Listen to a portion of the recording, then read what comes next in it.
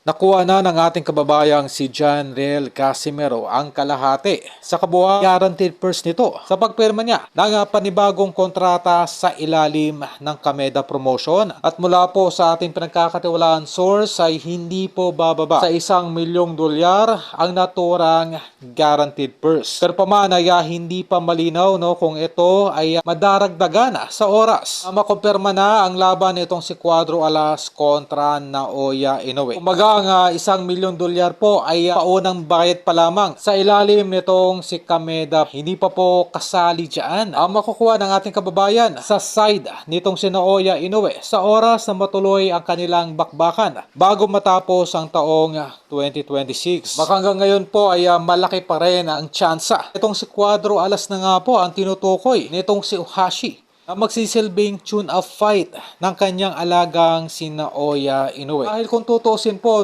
kung sakaling merong ibang fighter pang tune-up fight, ay malamang sa malamang po ito ay sinapubliko na ang kampo nitong si Inoue. Kaya hindi po inilalabas pa ng kampo nitong si Naoya Inoue ang kanyang susunod na makakalaban. Ay kumpiyansa po sila na ito ay papatukin kaagad ng mga Japanese boxing fans. Kumbaga, hindi na po kailangan pa ng mahabang pagpopromote kung itong si Casimero na nga po ang sadyang nakaplano na ilang pang tune-up fight. Magmumukha pong malaking katawa-tawa sa oras na mamili pa ng ibang opponent itong si Naoya Inoue na magsisilbing pang tune-up fight. Pumayag na nga po itong ating kababayang si Casimero na bumalik muli ng Super Bantamweight Division para lamang makalaban ang tinaguriang The Monster ng Japan na si Naoya Inoue.